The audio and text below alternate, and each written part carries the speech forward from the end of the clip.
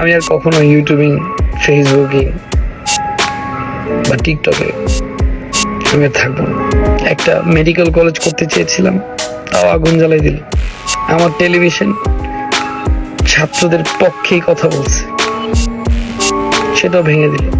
ইটের প্রত্যেকটা পাথর মনে হলো আমার বাবার রক্তে মারছে, এরকম মনে হচ্ছে। অনেক কষ্ট করে বিল্ডিংটা উঠাইছি। আমি কোনো ইমোশনাল কথা বলতে আসিনি বা আপনাদেরকে ম্যানিপুলেট করতে আসিনি। আমি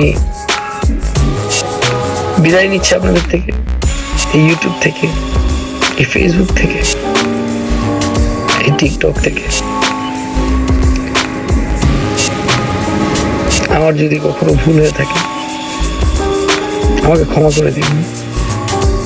একটা মেডিকেল কলেজ করতে চেয়েছিলাম, তাও আগুন জ্বালাই দিল। আমার টেলিভিশন ছাত্রদের পক্ষেই কথা বলছে, সেটাও ভেঙে দিল।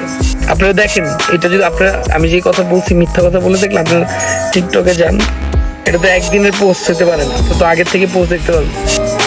আমি আমার টেলিভিশন রক্ষা করতে পারলাম না, কিন্তু মাই টিভি অন ইয়ার আছে, মাই টিভি চলবে, মাই টিভি চলতে থাকবে ইনশাল্লাহ।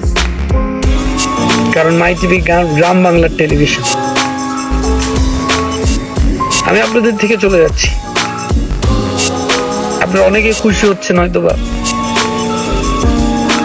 আমি বারবার অনেক কথা আছে এখন আমি চাইছি আমি বলতে যে আমার সাথে কি কি ঘটছে, অনেক কিছু ঘটছিল আমার সাথে। আমি ভাবছি যে আমি বললে বুঝবেন আপনারা। আমি ইনডাইরেক্টলি অনেক হিন্ট দিছি আপনাদেরকে।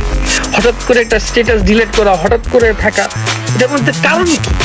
এটাকে আমি স্ট্যাটাস দিলাম, আমি ডিলিট করলাম, আমি দিয়েছি, অফকোর্স কেউ ডিলিট করাইছে, আমি তো করি নাই, করানো হয়েছে বাধ্যতামূলক। কিন্তু আজকে আমার ভাই এবং বোনদেরকে বলবো, আমার এই 13 বছরে অনেক ভুল করেছি, অনেক দুষ্টুমি করেছি। আমি আর কখনো ইউটিউবিং, ফেসবুকিং বা টিকটকে আমি থাকবো না। সবাই ভালো থাকবেন। পারলে আমার বাবার কষ্টের তৈরি আপনাদের সবার যে দরজায় আমি একটা মানুষকে হইলে উপকার করছি, যে দরজায় আমি খুলে যে মানুষদের সাথে দেখা করছি, যে মানুষদের উপকার করছি, তার পারলে সে একদিন আমার পাশে দাঁড়ায়।